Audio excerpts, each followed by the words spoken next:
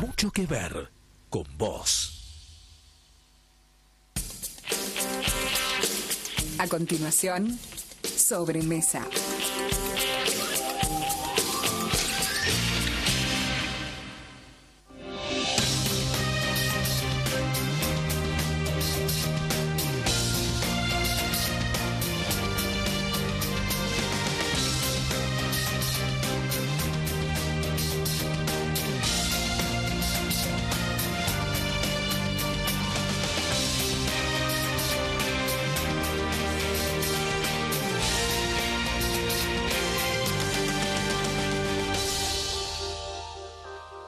¿Qué tal? ¿Cómo le va? Buenas tardes. Vamos a estar en un minuto nada más con el licenciado Raúl Argüello, psicólogo del Centro de Asistencia a la Adicciones El Umbral.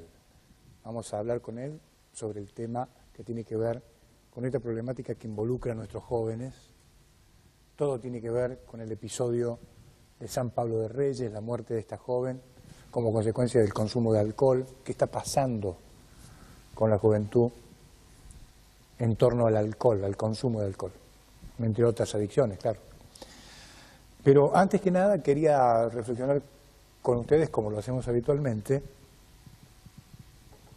sobre qué le está pasando a la dirigencia argentina y qué le está pidiendo la sociedad a nuestros dirigentes. Y en este sentido me planteo una pregunta. ¿Definir cuestiones ideológicas o discutir una agenda de sentido común? Esta sería la pregunta. La gente, creo yo, pide un enfoque más pragmático para abordar los problemas cotidianos que se producen todos los días. Fíjese que durante años instalaron lo del famoso modelo nacional y popular, y mire cómo terminó, en un fenomenal escándalo de corrupción. Si usted me pregunta a mí, yo creo que ser nacional y popular en serio, no el modelo Berreta que rigió en la Argentina en los últimos años, y en la provincia de Jujuy en particular, me parece a mí que ser nacional y popular es no robar, por ejemplo. Es no hacer clientelismo esclavizando a la gente. Es garantizarle a los más humildes herramientas para que puedan tener oportunidades de progreso. Es construir escenarios de certezas, de futuro para nuestros hijos. Esto es ser nacional y popular, a mi humilde entender. ¿Qué hicieron? Cuénteme usted, que sabe mejor que yo, seguramente, estos señores durante 20 años en la provincia de Jujuy. Ni hablemos de lo que pasó en la Argentina, porque a esta altura de las circunstancias, creo yo, no resiste el menor análisis. Hace 11 meses los jujeños padecían las consecuencias de un régimen totalitario con matices populistas, cuyos actores fueron simuladores seriales, pero que en realidad no pudieron ocultar su severa ineptitud para gobernar. ¿Ganaron las elecciones? Sí, claro. Pero después, ¿qué hicieron? Mediante la demagogia manipularon la ley de tal manera de pretender eternizarse en el poder. Retomando un poco lo que decía al principio, la agenda del sentido común, ¿qué implica? Yo creo que implica salir del esquema de corrupción estructural en el que estamos inmersos, implica salir del yo hago la mía, de la cultura en la que el ser decente no sirve para nada. Salir de este dilema implica, además, abandonar el cinismo y este complejo que llevamos en nuestras espaldas como una mochila de no podemos cambiar como sociedad. Creo que como sociedad debemos reflexionar de que somos mucho más de lo que imaginamos. Para imaginar el porvenir hay que lograr la independencia de las frustraciones para darle paso a dos cosas, a la creatividad y a la innovación. Yo creo que el éxito de los países que avanzan no es de corto plazo. Se requiere de por lo menos tres cosas: dedicación, paciencia y disciplina. Discutir una agenda común, como lo comenté al principio de este comentario, es lograr una sociedad en que quienes se esfuerzan puedan progresar y que tanto padres como hijos puedan compartir la misma esperanza de que los dos, ambos, pueden avanzar. Cuando uno enfoca los desafíos con pragmatismo, me parece a mí, esto se llama progreso. ¿Qué es el pragmatismo? Mire, quiero que me pavimenten la cuadra. Señora, su pedido va a estar en 6 meses. A los 6 meses se termina la cuadra. Eso es actuar con pragmatismo. Y eso es progreso. Lo demás es un relato. Y ese relato, ¿sabe qué? Se llama falso progresismo, que es lo que hemos venido padeciendo a lo largo de estos 12 años y un poquito más aquí en la provincia de Jujuy. En un minuto vuelvo. Nos ocupamos de la problemática de los jóvenes con el licenciado Raúl Argüello. En un minuto.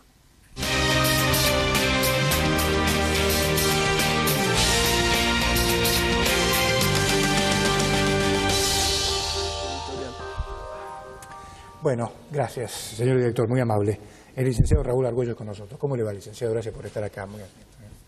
Bueno, a propósito de lo que comentaba al principio, que tiene que ver con esta fiesta que terminó con la muerte de esta joven como consecuencia de la ingesta de alcohol, abre un debate, me parece a mí, que tiene que ver con los chicos que no encuentran, me parece a mí, un modo de divertirse, de entretenerse, si no sea mediante el consumo del alcohol. ¿Esto a qué se debe? Bueno, buenas tardes. Gracias por estar acá. A ver, es claro, es muy marcada, muy notoria, digamos, cotidianamente la promoción que existe del consumo de alcohol. O sea, no hace falta ser muy agudo para ver que en la publicidad, en la televisión y en los medios de comunicación, sobre todo en la televisión, se promueve permanentemente el consumo de alcohol en jóvenes.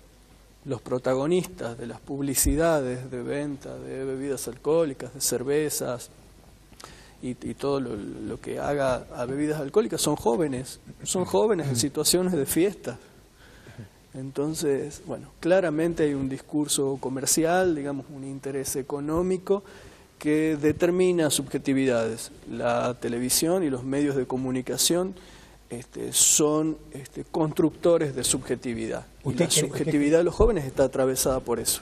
¿Usted cree que la construcción de la realidad que hacen los medios de comunicación a través de la publicidad impacta en la conducta de los jóvenes? Sí, claramente. Fuertemente. Sí. Digamos que acá hay que abrir un debate sobre qué hacemos con los medios, qué hacemos quienes estamos al frente de los medios de comunicación. Totalmente. Esto cubre un rol fundamental en esta problemática, digamos, tiene un rol trascendente. Así es. Hay avances en ese sentido, hubo intentos de la Dirección Nacional de Salud Mental hace unos años de reunirse con las asociaciones de publicistas y los vendedores, las empresas de bebidas alcohólicas para ver de qué manera podían moderar un poco, ¿no?, las publicidades o cómo transmitir otro tipo de mensajes. Sin embargo, hay muchísimo por hacer todavía en ese sentido. ¿Y cómo cree usted que en este primer plano se lo puede contrarrestar a esto? Digamos, estamos analizando una parte del problema. ¿Cómo se la puede contrarrestar? ¿De qué manera? Bueno, me parece que no hay una respuesta, una solución definitiva, pero sí, digamos, abrir los espacios de diálogos para ver de qué manera los distintos intereses que se juegan en esto, digamos, puedan llegar a algún consenso, entre los publicistas, entre el Estado, entre asociaciones de padres, entre asociaciones, digamos, que promueven quizás la prevención o que alertan sobre los riesgos del consumo, entre los expertos en adicciones. Bueno, ver de qué manera generar pautas, digamos, para que el mensaje de los medios de comunicación sea otro, para que la publicidad tenga otro formato. Ahora, sin embargo, hay otros jóvenes que consumen la misma publicidad y no tienen ese hábito. Ahí Sí, ¿cómo se lo ve al problema? por supuesto, digamos, hay variaciones y hay distintas subjetividades, es un problema complejo, digamos, que tiene que ver con una faceta macro, digamos, que es esta, luego quizás otros factores que son más de orden local, podríamos decir del orden provincial, cada cultura, cada ciudad tiene su cultura particular, habría que analizar nuestra cultura acá en Jujuy también, y luego los valores que se transmiten a nivel de la familia y de lo que ocurre ahí. Y aún así no es suficiente, porque una familia, digamos, puede, digamos, transmitir, digamos, y tener todas las pautas necesarias, sin embargo a veces ocurren cosas a nivel más individual, subjetivo, en lo más íntimo de cada persona, que la llevan, digamos, a pesar de tener un contexto de contención, a enfermarse o padecer de alguna situación, digamos, o hacer algún tipo de crisis. Lo que sí es cierto que muchas veces el alcohol viene a ser una respuesta a problemáticas subjetivas o familiares. Un modo de tapar, digamos, quizás algo que está ocurriendo, un modo de silenciar algún conflicto, un modo de evadirse de la realidad o de alguna problemática que esté atravesando en ese momento. Ahora, y el fenómeno de la insatisfacción, ¿cómo pivotea en este tema? La insatisfacción generalizada, ¿no? Sí. La insatisfacción es estructural, digamos. Todos los humanos estamos atravesados por una insatisfacción. Y es lo que a algunos nos lleva a progresar, digamos, de acuerdo a metas, a objetivos que nos ponemos en la vida, y a otros los llevará, digamos, a cada uno por distintos caminos, digamos. Y efectivamente lo que hay actualmente es una promoción del consumo, en general, del consumo de todo, ¿no? ¿Usted cree que el consumo promueve la insatisfacción? Sí, totalmente. El consumo, pero ya no solo de sustancias, ¿no? Sí, de alcohol, claro, sino la compra de tecnología, de ropa, de todo lo que tenga, todo lo que ofrece el mercado como ilusión de que de esa manera vamos a ser felices. Entonces hay una búsqueda desesperada por acceder a ese celular, a ese teléfono, a ese aparato de la tecnología, a la última novedad del mercado. Entonces uno siempre está como desactualizado, porque cuando tuvo eso que ofrecía el mercado ya se pasó de moda porque apareció otro modelo. Bueno, entonces hay una promoción del consumo, y el que no puede acceder a esos objetos de consumo y muchas veces se siente o queda efectivamente excluido de esos circuitos. Entonces es complicado, digamos, porque el consumo promueve o determina la inclusión o la exclusión social muchas veces, ¿no? Ahora, volviendo al tema del consumo de alcohol, la ley, Sí. ahí ¿cómo tiene que operar la norma en este caso? Porque digo, está bien, que si no se puede frenar ni hablándole a los chicos, tiene que haber un límite, ¿no? Es decir, ¿cómo opera la ley en estos casos? ¿Es perjudicial, no es perjudicial? Es que convivimos con una contradicción permanente, porque la ley existe desde siempre y el consumo de alcohol está prohibido para menores de 18 años. Sin embargo, en la práctica cotidiana y en la realidad se ha naturalizado. Sí. Entonces tenemos que analizar estas contradicciones que estamos viviendo permanentemente. Está claramente prohibido, eso lo dice la ley.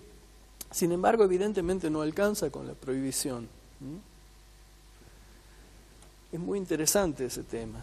Ahora, el rol de la familia en este caso, sí, porque nosotros, a ver, la sensación que tenemos que ha habido en este caso puntual de esta joven que perdió la vida en San Pablo de Reyes, y por lo que se cuenta, por lo que hemos podido, por la información que hemos podido recabar, ha habido una despreocupación de los padres, ¿no? Los padres como que se despegan, se despreocupan, conscientes de lo que va a pasar o no. Y eso es un fenómeno muy curioso, digamos. Realmente es necesario analizarlo y saber qué está pasando ahí, porque uno se pregunta efectivamente qué está pasando. No sé cuántos eran los jóvenes que estaban ahí, más de 50. Seguro, claro. Y los padres sabían dónde estaban, no sabían. Entonces creo que hay todo un abanico, digamos, de situaciones. Desde los que saben y lo consideran normal, natural. A veces existe también como un exceso de confianza, ¿no? Que tiene que ver con la negación, que es decir, no, mi hijo no va a hacer nada de esto, mi hijo va a estar seguro, confío en él, a veces de un modo un poco ciegamente, ¿no? Ahora, ¿y qué deberían hacer en condiciones normales? ¿Qué debería hacer un padre, licenciado? ¿Qué debería hacer frente a esto? ¿Qué debería hacer? Digamos, no hay respuestas definitivas, pero sí hay pequeñas prácticas, digamos, que se pueden ir llevando adelante y que de alguna manera colaboran. Por ejemplo, digamos, hablar efectivamente del consumo en la casa. Bueno, que no sea algo silenciado completamente, ¿no? Que se pasa o de la aceptación total, la liberación de que se tome y la naturalización de eso. O la represión. O la represión o la negación, de decir, bueno, debe ser que no. Entonces, por miedo a que se enoje o por miedo a la reacción que pueda tener, no le voy a tocar el tema. A veces es esa impotencia de los padres a poder sentarse, a poder encarar el tema, digamos, porque, bueno, entonces, para empezar, un diálogo abierto respecto a eso. Y después empezar a darle pautas de cómo cuidarse, porque como decíamos esta mañana en la radio, es complicado llegar a una prohibición absoluta. Entonces sabemos que uno le prohíbe desde la casa, pero digamos, después tienen todo un contexto donde se promueve y donde se convive permanentemente con el consumo de alcohol.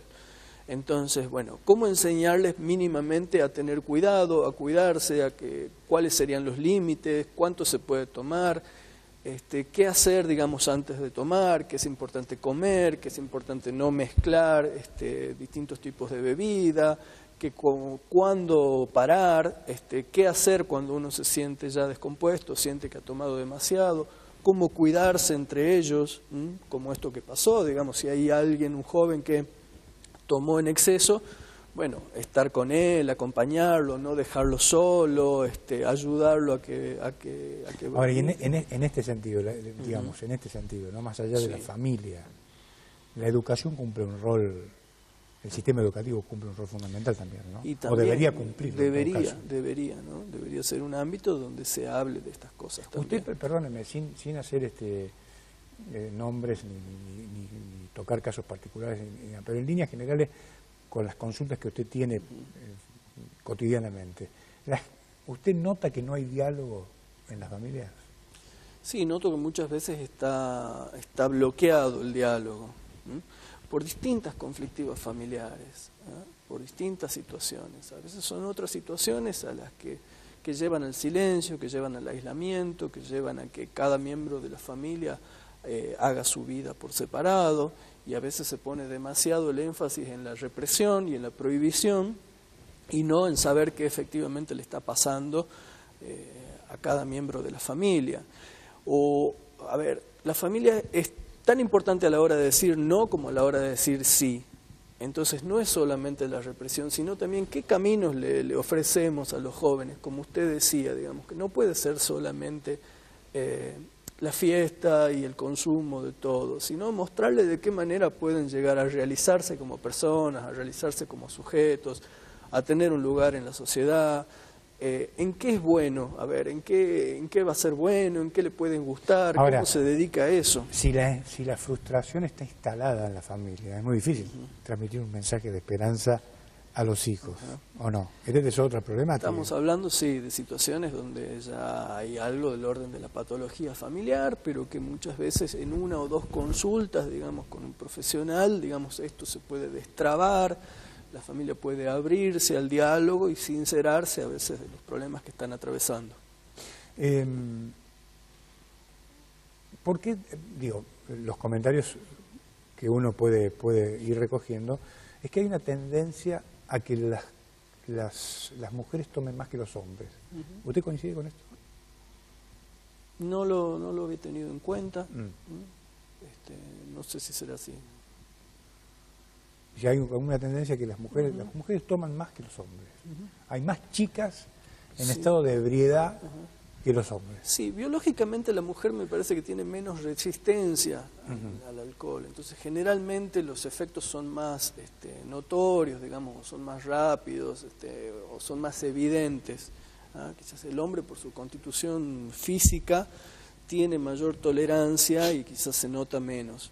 Una mujer es como más evidente, ¿no? Ahora, y los problemas, los conflictos familiares, ¿quién es más permisivo, el hombre o la mujer? Estamos hablando del adolescente, ¿no? Digo, ¿quién? A ver, ¿son más sensibles a los problemas familiares las mujeres o los chicos? No, creo que en ese sentido hay que analizar caso por caso y en singular, no podría ser una generalización, digamos, tanto uno como otro padecen, ¿no? Padecen y cada uno de un modo particular. Uno cuando recuerda sus épocas de adolescencia hace comparaciones con lo que está pasando ahora, ¿no? En mi época estas cosas eran impensadas. No digo que no se consumía alcohol, pero era impensado estos niveles de consumo. ¿Qué ha pasado en el medio? ¿Qué ha pasado en el medio? En mi época ya sí. En su época sí. Ya sí. Ya se daba este fenómeno. Sí. Y cada vez ¿Qué puede haber pasado en la sociedad para que terminemos en estas situaciones? A ver, los teóricos, digamos, del tema hablan de dos factores. Una decadencia de la autoridad, de las figuras de autoridad en general, que repercute en la autoridad familiar y de los padres directamente, y una promoción del narcisismo, del individualismo, de la libertad, de los excesos y del consumo, que tiene que ver con una lógica capitalista de, bueno, mientras más se consume, mucho mejor. Entonces, esos dos fenómenos, digamos, atraviesan, digamos, a toda la sociedad y se dan en cada caso en particular. Entonces uno los ve a los padres, efectivamente, que padecen de esta falta de autoridad, ¿no? De que se dan cuenta, muchas veces son conscientes de que no tienen autoridad o de que se sienten que no pueden llegar a sus hijos. Licenciado, el primer paso a la adicción de drogas, ¿es el alcohol? Yo creo que es una adicción, digamos, es un problema. Muchas veces se minimiza la cuestión del alcohol, ¿no? Se naturaliza, ¿no? Se piensa que como es legal, es inocuo, y de que está bien tomarlo. Pero sus efectos son graves, ¿no? Son graves. Tiene esto de que en su justa medida, bueno, está socialmente aceptado y que se puede convivir con ello, pero que se pasa fácilmente al exceso. Entonces uno ve que la mayoría de los ingresos a guardias de los hospitales por intoxicaciones, por accidentes, de urgencias médicas, tienen que ver con el consumo de alcohol, tanto directamente como en el caso de intoxicaciones, como indirectamente en el caso de peleas, accidentes y todo lo que tiene que ver como con consecuencia ese del consumo de alcohol. Como consecuencia del consumo de alcohol. Entonces, es grave la problemática del alcohol y me parece que está silenciada, está minimizada, está naturalizada y muchas veces se habla de las drogas, pero no se ve que el alcohol mismo, digamos, produce... Pero digo, el alcohol es el paso previo al inicio en otras drogas. Puede serlo, puede serlo. Puede serlo, forma parte de todo un contexto donde, bueno, se accede a otras formas de consumo también. Usted tiene, la mayoría de las consultas que usted tiene, ¿tienen que ver precisamente con el consumo de alcohol? ¿En relación al consumo de otras drogas? En este momento no, porque justamente a veces la familia, digamos, no lo ve como un problema, no ve como un problema que los hijos consuman alcohol, y sí se alarman cuando aparecen otras formas de consumo. Entonces es como socialmente está instalado que el problema es la marihuana o alguna otra droga, y el alcohol está todo bien. Entonces uno lo ve, digamos, recibe esa consulta y se da cuenta que quizás viene de años de consumo de alcohol, donde ya había efectivamente un problema, pero eso no era considerado un problema por la familia o por la persona que lo estaba viviendo. ¿Los jóvenes consumen todos por igual, los de clase baja, los de clase media, los de clase alta? Es una cuestión... Con sus particularidades, pero sí, creo que atraviesa todos los sectores el impulso al consumo. Cada uno lo hace en el contexto, en su contexto propio y de acuerdo a determinadas pautas, pero sí, unos accederán a mayor calidad, digamos, en las bebidas que consumen, y otros, los que no pueden acceder, bueno, acceden a otras cosas. ¿Usted ha tenido experiencias concretas de, digamos, conversar? Me imagino que sí, mano a mano. Sí, cotidianamente. ¿Qué le cuenta el joven? Volviendo al tema de la insatisfacción, porque es un tema que me obsesiona, ¿qué le cuenta? ¿Por qué están insatisfechos? ¿Cuál es su vacío? El vacío, como le decía, es estructural, digamos, todos tenemos algún tipo de vacío. Entonces, a veces es porque no se encuentran, digamos, otros canales, digamos, para encontrar el modo de satisfacerse. Hay unas dificultades a veces para hablar o para acercarse con la familia, porque se sienten incomprendidos, porque se sienten no escuchados, porque se sienten reprimidos, porque ven que está habiendo problemas en la casa y que los padres a veces no están a la altura de solucionarlos, ¿no? O sea, ellos a veces son más conscientes de los problemas que los mismos padres. Entonces, es eso, es la búsqueda de la sustancia como un modo de aliviar el dolor, como un modo de llamar la atención, a veces, como un modo a veces también de hacer otros lazos sociales, porque bueno, si no encuentra el alojamiento a veces en la casa, en la familia, la contención que tiene, y por ahí la encuentra en el grupo de amigos, y resulta que el grupo de amigos, digamos, se consume, entonces pasa a ser, digamos, algo de valor para él, y entonces adquiere ese valor de pertenencia. Claro. Esa necesidad de pertenencia que la tienen, digamos, todos los jóvenes, necesitan ser parte de algo. Ahora, ¿tiene retorno eso? Por supuesto, sí. Tiene retorno. Sí. ¿Podemos ser optimistas? Sí, yo creo que hay que trabajar mucho sobre esto, tenemos que hacer una autocrítica como sociedad, como familia, como padres, digamos, y avanzar en esto, digamos, y visibilizar la problemática, lo que está pasando. Licenciado, gracias por venir. Gracias a usted. Ha sido muy atento. El licenciado Raúl Argüello, con nosotros, analizando la problemática de los jóvenes, que nos preocupa a los que somos padres y a los que no lo son, porque son el futuro de la sociedad. Que tenga un gran día. Nos reencontramos mañana.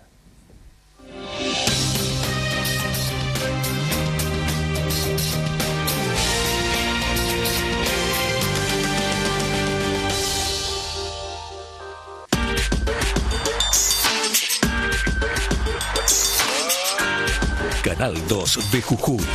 Mucho que ver.